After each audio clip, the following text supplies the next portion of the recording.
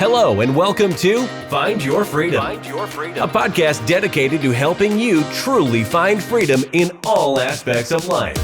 Join your hosts and their expert guests as they share practical tips and strategies for finding more freedom in your life. It's time to take control of your life and create the future you want. Let's find your freedom. Here are your hosts, Lenny the Boss and Omid Rad Investor.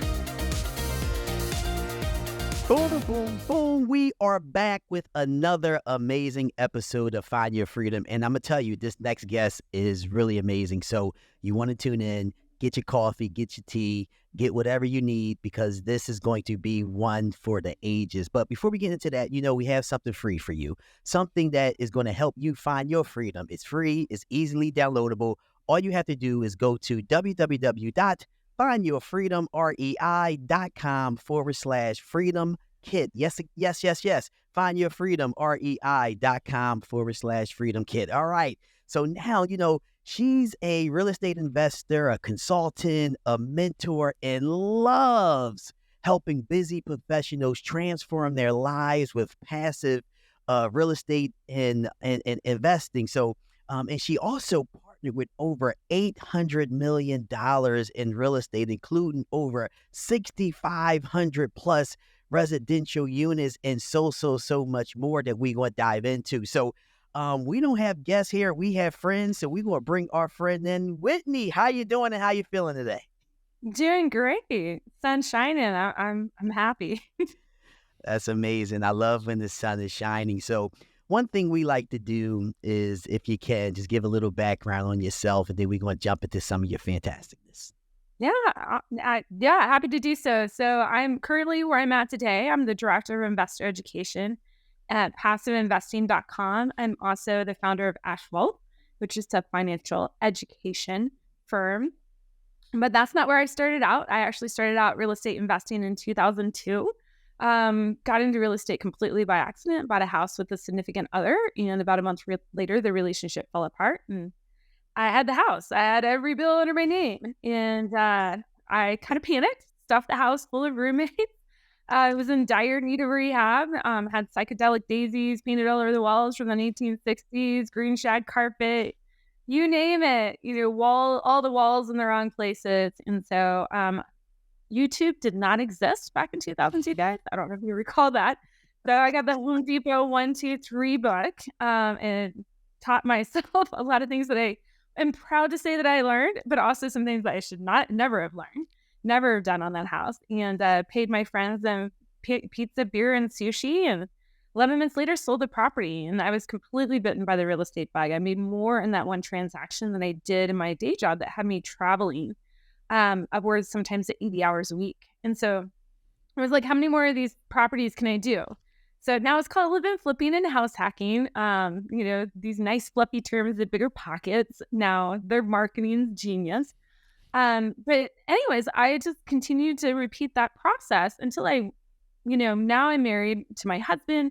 We realized we're like, this is great at building equity, but we have no cash flow. Like, that's what we want, is our financial freedom to do whatever we want whenever we want. And then one of our friends said, you know what? Why don't you put a renter in one of those properties? We were like, oh, genius idea. Why didn't we think of that? So we quickly pivoted into rental real estate, scaled up to about 36 single family properties, still flipping on the side to replenish capital. Then we had a baby girl. I was taking care of some family members and just burning the candle at both ends, 10 times in the middle. And so we decided we need to go bigger. And do we do it actively or passively, like invest in somebody else's deal or go find our own multifamily deal? And me being who I am, a ready, fire, aim type person, I went, let's do both and see what works. It was, if I don't have enough time right now, let's just rip the Band-Aid off and figure out what works. But we're happy to say that, our active investments have been what has fueled our passive investments. But there's so many, stages along the way. We could have transitioned sooner to build up a core passive portfolio that would have really, truly allowed us to unlock freedom much earlier in our lives. But that's where we're at today. We still do active investing. We still have a controlled portfolio, but the core part of our portfolio, what allows us to travel, spend time with friends. I school my daughter from home. I don't homeschool. I'm not cut out for that. Um, you know, we laughing at me, but it's so true. Anyways, that is what allows me to be able to do all those things. And so that's what I love doing, is teaching people how to do that, build up their passive portfolio, and do a lot of that work, in a group setting and passiveinvesting.com, but also work with people one-on-one at Ashwell. Whitney, I mean, this is very inspirational. You see a lot of people, they jump into real estate, sometimes by accident. So almost like, you kind of learn as you go. And I like your philosophy, around ready, aim, fire. And really people who kind of take action are the ones that end up kind of learning and accelerating their growth. So, I think that's super awesome. So I kind of want to go backwards a little bit, because there's, I want to say I'm relatively newer investor, compared to, relative to your experience. And I think a question that's often asked is, do you stick to your lane, or do you pivot into something else? So I know you did, it looks like you bought a lot of single family homes. Looking back, would you have started kind of the multifamily earlier? And, or like, what are some learning lessons, I guess, for somebody like me who's like, hey, I'm doing some short-term rentals, in my eyes, I'm killing it, but like, I'm just so new, and I want to figure out, where somebody in my position should kind of be moving forward. Yeah, I think that's a really loaded question, and I'll tell you why. Because wherever you're at today, and like for people who are listening to this too, wherever you're at today is where you need to be. And so what is that next step going to look like for you? What it's going to look like for Lenny is going to look different for Omen, which is going to be different for me, right? And so just being cognizant and understanding where you're at today. And I think the question is that you have to answer, there's really three. What do you want? Like, what do you want to do, right? Some people are totally built out to do real estate actively and full-time, to be hospitality, to be in short-term rentals. Some people are like, I love the return of that, but my husband, he's just like, please don't have me talk to any of our people that are in there. He was like, no. He was like, you could do the customer service. I'll fix the toilet whenever it goes wrong. He's like, so really understanding, what do you want? What do you want today? What do you want 5 years from now? And then, because that's going to be, knowing what you want in the future, right? We always say, like, what do you want to be in 5 years? Like, what is your 5-year plan? Having some inkling in that is going to inform how you are going to modify how you earn your income over time. And then, so that helps you with the kind of the pain today. Now you got to ask yourself, why do you want it? Right. And this is why I love y'all's podcast, like Find Your Freedom. Really, at the end of the day, most people, they start off, why do I want it? Well, maybe I want $500 to, pay off some debt, take the family on a vacation, do whatever, right? Buy new clothes, right? I just, maybe I want $10,000 a month so I don't have to work. It's usually a deeper why, right? You got to peel back that layer. Tony Robbins says 7 layers of why, and get to that freedom. Most people's why is anchored to freedom of time, freedom of choice, financial freedom, freedom of location, or freedom to create an impact. And here's the cool thing. Most people will start off identifying one freedom, but as they start growing and scaling their portfolio, they're like, oh, snap. Now I can have freedom, and now I have financial freedom. Oh, sweet. Now I can have freedom of choice, like on how I spend my time. Great. Like I don't have to work for a time anymore. I can go build my foundation or whatever it is I was meant to do in this world. Now I have freedom to create an impact, right? So those are 2 questions that you have to consistently, quarter over quarter, ask yourself. And then every time you ask yourself, the 3rd question follows. Who do you have to become to get it? What does your mindset need to be like? What kind of skills do you need to have? Do you need to build those skills? Do you need to bring somebody into your world, right, that has those skills already? Okay. And then what kind of network do you need? Like, for you, short-term rentals, you're going to have a particular network, a type of realtor, a lender, whatever. But if you're going to start, if your one is like, I actually want to kind of transition out of this, like, are you going to be a business owner and bring in a team underneath you? Are you going to pivot into private real estate, right? Private equity type real estate? That you have to kind of identify that, because all the skills and the network are going to be different. So, Wow. I'm not sure if I answered your question, but I want to give you the tools to answer your own question for yourself. I mean, man, that was awesome. Yeah, like that was amazing. And I'll let Lenny kind of continue his thoughts. We're done? Yeah, that was and then some. You gave me the answers and then some. Yeah. Yeah, I mean, like that was like a soda in a bag of potato chips, Yeah. And the what, the why, the network, those are the things that you're supposed to focus on. So happy that you shared them. Really so happy that you shared them. I have a question. What is the secret on getting your friends to help you and feed them pizza, bear, and sushi? Because I really want to do that, for myself, just joking around. But because, help is hard to find, sometimes. But let me ask you a question, because I was looking at something and I read. Answer that question. Lenny, if you want me to answer that question, I will. You have to ask them, Yeah, sure. what do they want? Like, you have to make it a win-win. Like, you need X, right? Okay, I need X. What is the Y that you need in order to be able to help me, right? Like, I had somebody redo all my floors. One of my friends knew how to use a drum sander. He had refinished floors in a previous lifetime. He redid all my floors, and I took him to sushi. Now, mind you, I was like prepared. I didn't eat anything at that dinner. He ate like $150 worth of sushi on his own. But I was like, that is cheaper than paying what it would have taken me to refinish the floors. So anyways. I love it.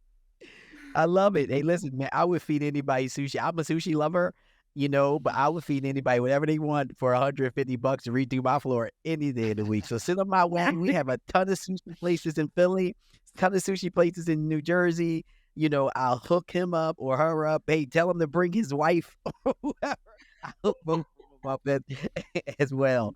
But I was reading something cool about you. And, one of the things that, you mentioned is that you like to, have fun. You like to, on your spare time, you like to go through trail running with your pups, mountain biking, camping, and spending time with your family. So, I guess that's now. Let me ask you, was your life always that way? Was you always able to, have fun, go trailing when you wanted to, mountain bike when you wanted to? I mean, maybe not when I wanted to, but it's been a value of mine, a core value of mine. Now, here's the thing. I couldn't actually name that as a core value. I just knew that for me and my sanity, I needed to get out and trail run. I needed to get out on mountain bike. I needed to get out of town and travel. Now, that's a little bit different. Like when I was in my 20s, it was like, the challenge was, can I travel on $20 for the entire weekend, right? Like, how cheaply can I do this? Like, how many people's floors can I sleep on? Like, how many people can we fit in this hotel room? Like when we went to Ultimate Frisbee tournament, 15 people in a hotel room? Sweet. Like, but that it's very different, as we've been able to level up like our income and our lifestyle, we've been able to level up our lifestyle too. I'm a pretty simple person. I don't get into the extravagant things in life, but I like a clean hotel room now. Like, I don't do the Motel 6s anymore. If I can be in a Marriott, I'm like happy as a clam, right? So, but yeah, I guess for me, it's always been a value. And so I've always tried to find a way to build it into my life. The thing that has changed is I worked and then I tried to slide in my mountain biking and my running. Now my schedule's flip-flopped. I've learned how to flip those scales. That was something that I learned from Gary Keller like years ago. Like, when he came out with the one thing, is like, oh, I get to put my oxygen minutes down first, and then everything else is priority. We're not taught that. I was like, this is genius. Somebody gave me permission to do that. Like, this is cool. And so really just kind of doubling down on that. And you just realize when you approach it that way, that's one thing that I help my clients do is reorganize their calendars. You're still working the same amount of hours, but like, how can you put your oxygen mask on first? That way you're complete, you're whole, you're energized, and you can drive your work goals, your personal goals so much further faster. So I love that. And I know you kind of touched on the, questioning what is it that you want? Why do you want it? And then kind of peeling back the layers of the why. I guess sometimes you're in different stages in your life. So one day you're like, oh, I want to do this. And then let's say a life event happens, you have children, and maybe you're kind of reprioritizing. How frequently should somebody be looking at that or asking themselves? And then what's the process around that? Yeah. So, and it gets even more fun whenever you throw in a spouse or your partner. Yeah, right. Yeah. Yeah. So I think so, and I think that's kind of where a lot of people, they start off, they latch onto those questions and they sit down and they really think about it and they're like, oh man, this is amazing, and they make a lot of momentum, a lot of progress, and then 6 months later, they're kind of like stagnated again. They're like, I'm stuck. I got all these obstacles. Well, you have to ask this repeatedly. I would put it on your calendar quarterly.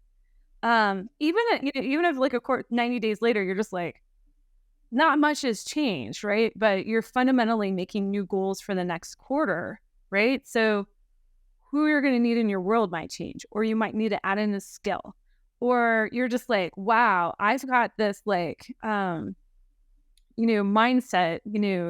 saboteur that keeps raising its ugly head.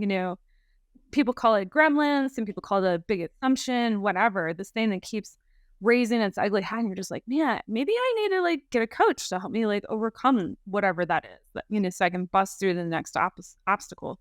So every 90 days, but is what I would say, sit down and answer those questions. But I would set aside time, especially once a year, maybe do a whole day retreat with yourself and with your spouse, if you dare. And to ask all these core questions, set your goals. What do you want in your health, your relationships? How do you want to build your horizontal income? What kind of adventures do you want to take? How do you need to build your career? Maybe you need to build your career in order to take your paycheck off the table and start investing, right? But you have to get in, it's consistency and persistency in asking those questions. I really love that, because one of the things that I like to tell people and I teach people is, you have to find out what you want. And I tell them to do this brain dump. I tell them to sit there and write 100 things of what you want. Get everything that you want out of your mind, out of your brain. And most of the time, people don't get to 100. They get to 70, they get to 60, they get to 50. But within that 50, there's probably 5 core things in there that's meaningful and not materialistic things or anything like that, and it helps, steer that direction. And I love the retreat with yourself and your spouse for a day. Man, that's something that I really never gave a thought to, and calling in that and kind of make it more of an event than this thing we have to get together and plan our lives out, honey. You know what I mean?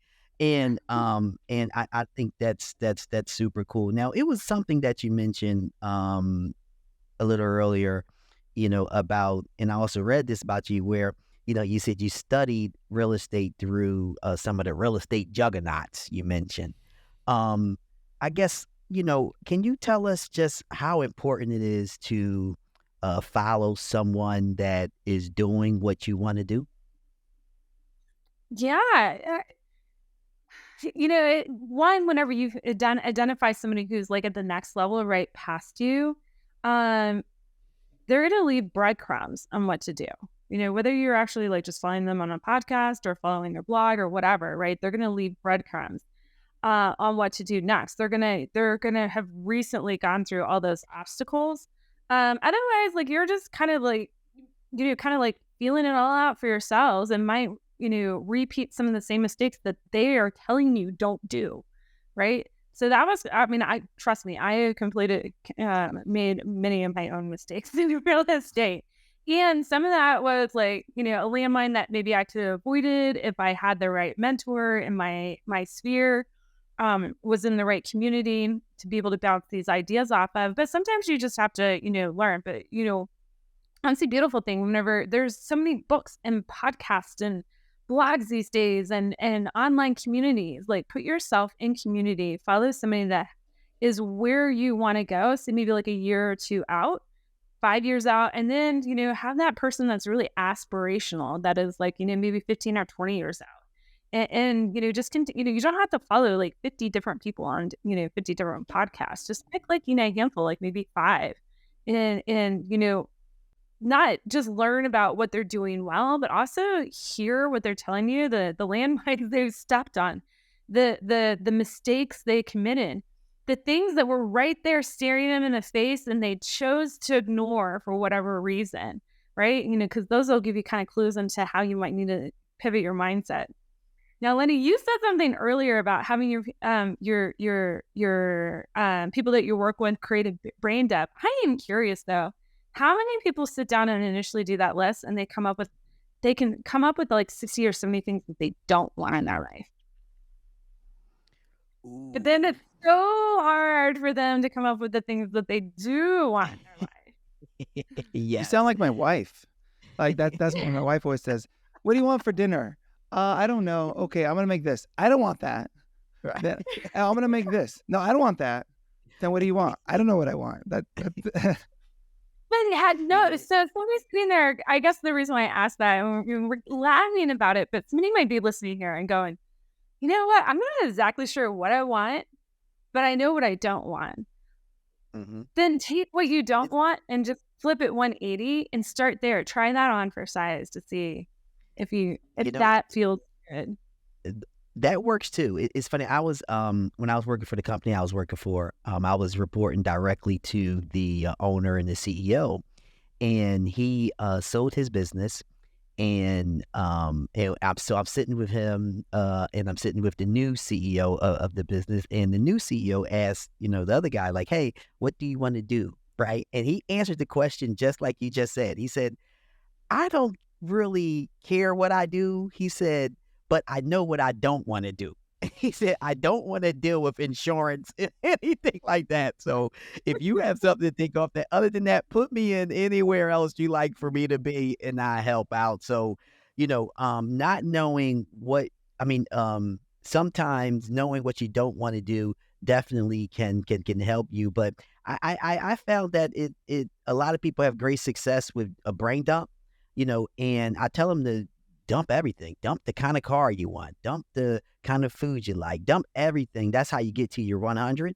And then you kind of prioritize what's important, right? Like you start realizing that, the red Benz is something that I would like to have, not that I need that right now. And the Honda Accord gets me everywhere I need to go, right now. But what's really important is that I want to spend more time with my kids, or I want to sit there and, take, my kids to Disney World. And I'm not able to do that right now, and those are the things that people tend to pull out and start to kind of do the framework of getting here. Just start asking themselves those questions that you just mentioned, earlier. That's awesome. Yeah, I think my husband would have loved for me to have done a brain dump on what I wanted last week before Amazon Prime Day.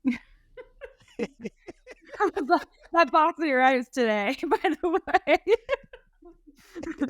You really need those names in that shirt. So we're a week behind on the show. Yeah, right. Sorry, husband. Next time you gotta hit us up, man. You gotta let us know these things. We can help out. So kind of like digging a little bit, like you mentioned like the 7 layers of why, and I think when a lot of people bring up the concept of why, the common answers you're gonna hear is, oh, my family. It's like surface level things. Oh, my family. Oh, travel. Oh, freedom. Can you maybe break down how somebody should look at it? Because I know you got the 7 layers, but should it be tiered? Should it be kind of jointly together? What are like some best practices as far as really like digging deep to get a why? One, that's effective for you, and two, that's like super meaningful. Well, it's relatively straightforward process. It is not easy, but I can give it to everybody right here. And this is something that I learned from multiple mentors, probably most famously like Tony Robbins. But but my interpretation on it, most people's initial why they come up with is that it's a pain they're trying to solve in their life. Why do you want $10,000 a month in real estate? Because I want to I can't travel with my kids the way I want to, or with my family, or I don't want to work in a cubicle. There's a pain, right? And here's the thing: as human beings, we're mostly motivated by pain, okay, rather than seeking pleasure, right? Mm-hmm. You're sitting here. If it's going to take you 5 to 10 years to get to that 10K, which would be the pleasurable part, you're going to be more motivated because every day you get out of bed, you have to go to work and not spend time traveling with your family or whatever. That's the pain that's going to keep you motivated. Okay, that's what I mean by that. Okay, but let's say you're say, why am I doing this? Because I want to spend time. I want to don't want to spend time in a cubicle. Let's start with the pain first. Well, okay, why do you want that?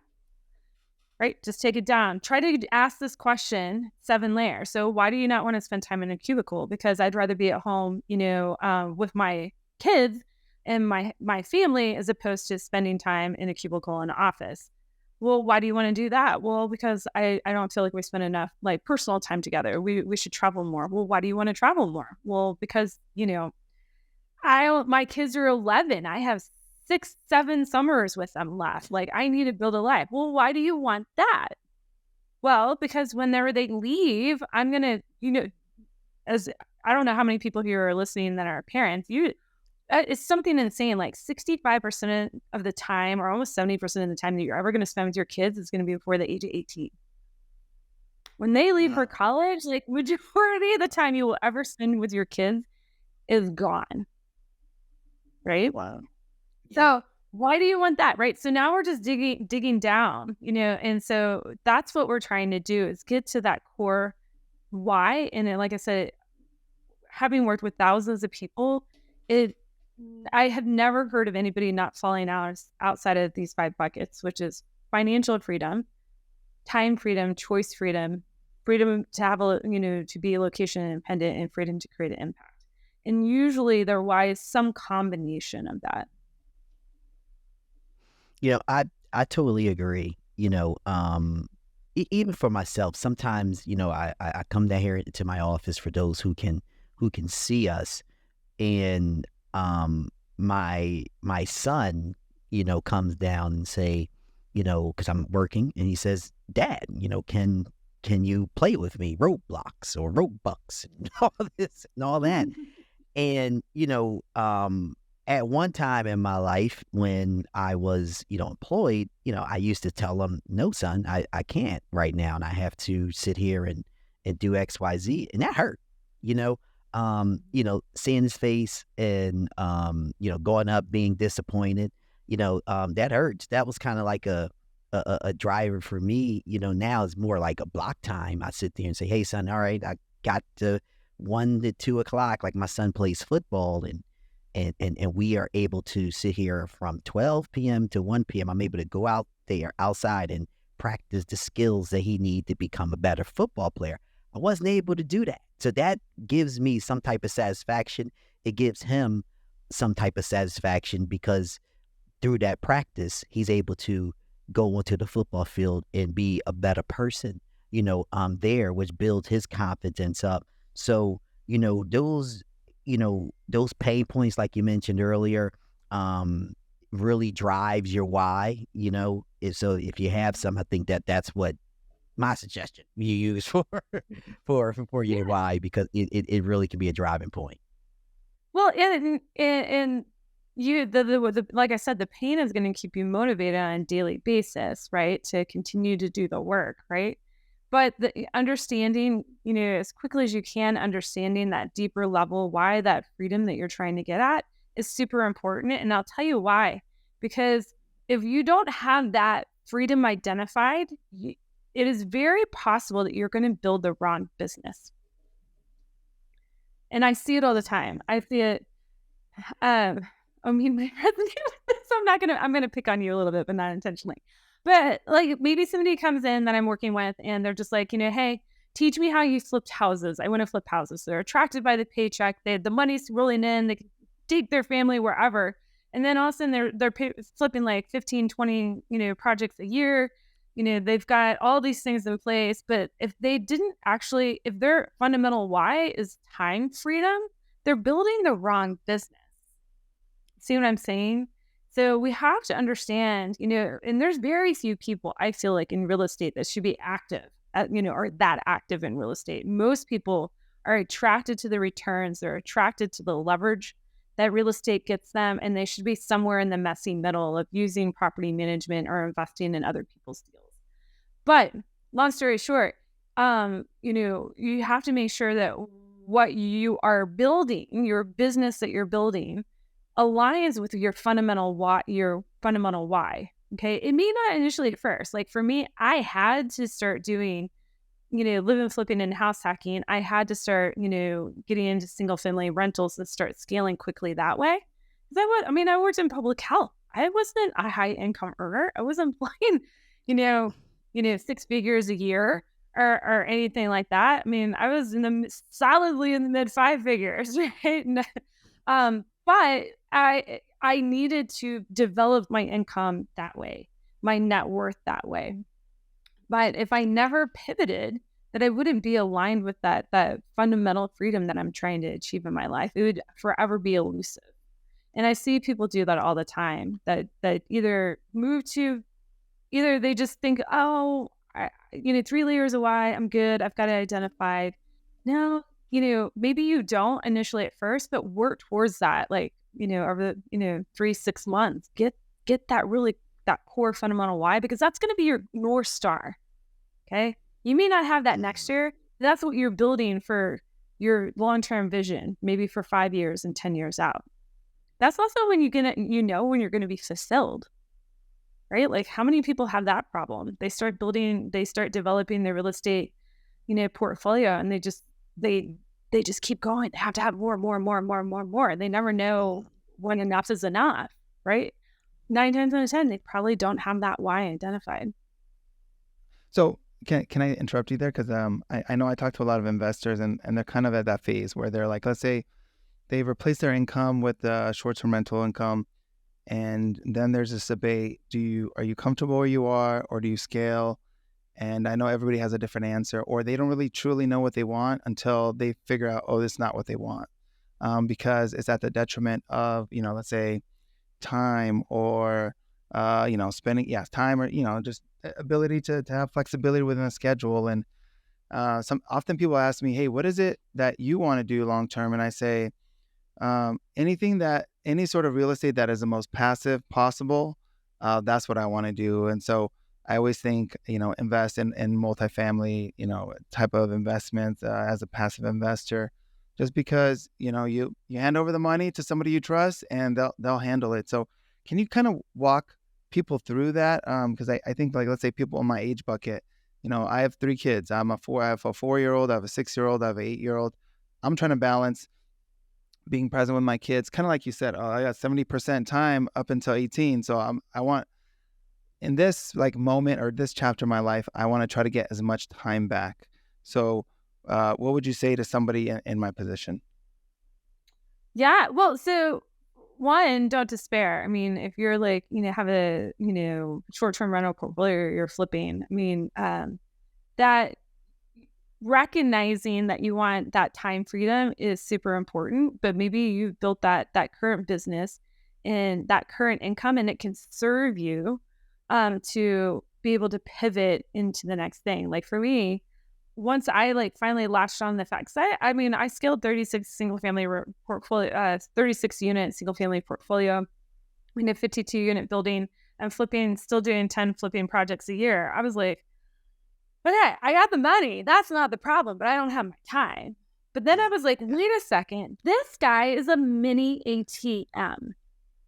I can continue to take all this cash flow and equity off the table and use this over the next few years to build out this passive portfolio. So just recognize where you're at, kind of like where we opened the episode, where you're at is right where you're supposed to be at. How can we leverage what you have right there in front of you? From there, now we're pivoting the questions. Like, okay, what do you want? Like, why do you want it? Who do you have to become to get it? We're asking the same 3 questions over again. In this case, like, what do you want? It might be, I want to earn, in the next 12 months, $5,000 a month passively. Okay, great. I would, why do you want it? We probably had that why identified. Now we're into the, who do you have to become to get it? Well, now you got a whole different set of skills that you need to master, right? Here, you're going to need to learn how to vet an operator, okay, who has the investment strategy and the business plan that matches your goals, your risk, and your timeline. Okay, you need to vet markets. Okay, you're probably coming in with some translatable skills already. Okay, doing what you do, but now you are not going to be the one repositioning that asset. Okay, so you need to make sure that the operator has their eye on the ball and understands the market, and then you need to be able to vet the deal. Okay, so now we're like now vetting a single short-term rental deal is different than vetting a passive deal. Okay, and here's the number one mistake that I see people that are shifting from like active real estate into like a more passive strategy. They're looking at the numbers, they're looking at the deal, because guess what? They were the operator. But when you start investing in somebody else's deal, the operator is the deal. Right? It doesn't that because numbers are just numbers, right? Like I can guarantee you every single portfolio that you look at is 100% wrong. It's never 100% right. But the operator, right? Like, have you ever had a short-term rental portfolio like after being 100% of the mark? No, never. Come on, guys. We got too serious for a minute.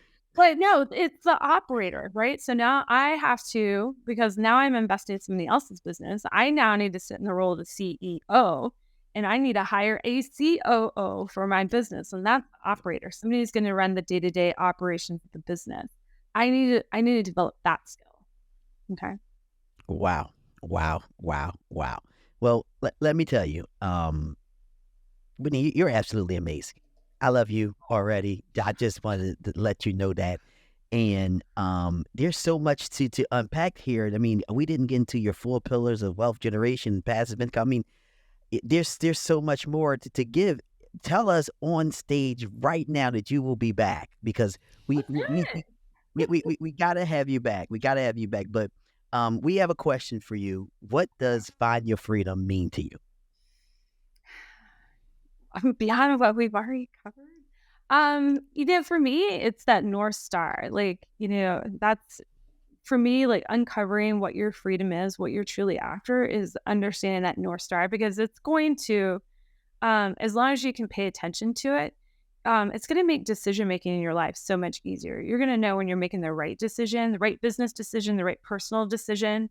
Because trust me, I've ignored my North Star many times, and like I end up with an asset. I'm like, why do we have this? Like, get rid of it like as quickly as possible. So yeah, that's what it is. It's like really staying true to yourself and finding your North Star and what it is you're trying to build for your life. I'm going to use that term North Star. Nobody else has used that on the show, so I'm gonna have to start using that. So I love it. So thank you for sharing that. So if you're not at an asset, flipping an asset, in the mountains, where can people find you? Yeah, you can find me in one or two places. If you're looking to invest passively, you can find me at passiveinvestingwithwhitney.com. And if you're looking for a one-on-one help on how to get into real estate and develop your financial plan, you can find me at ashwealth.com, ASH wealth.com. Beautiful, beautiful, beautiful. So we're coming to the ending of the show, and at the end of the show, we like to do this big boom session. All right. So Whitney, you got to bring it. You got to sit up and get the air in those lungs, because we're going to bring the big boom. We're going to sit there and bust some speakers out, interrupt some eardrums, all right? So how we going to do is I'm going to count to 3, 1, 2, 3, in a uniform manner. All of us going to say boom as loud as we can. All right, everybody's with me?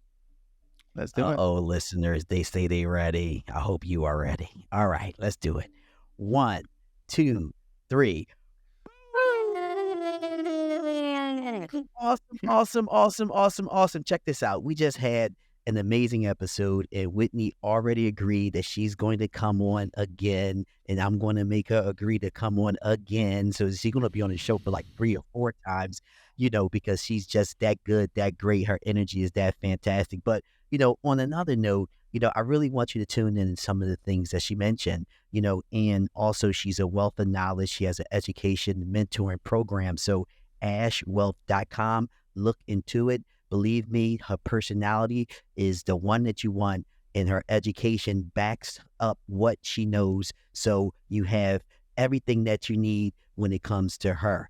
And please listen to the episode, leave a 5-star review, an honest one, because that's the way we get more Whitneys on board and sit here and just share all the loving, caring, and knowledge all with you, just to sit there and help you find your freedom. Now, one of the things we need you to do is also share this. We need you to share this with your mother, your brother, your sister, your cousin, your aunt, your uncle, all your coworkers, the ones that you like and the ones that you don't like. And until the next episode of Find Your Freedom, we talk to you soon. Peace. Thanks for listening to Find Your Freedom. Be sure to subscribe wherever you listen to podcasts. While you're at it, please help us spread the word by leaving a rating and review and sharing the podcast with friends, family, and colleagues. Until next time, get out there and find your freedom.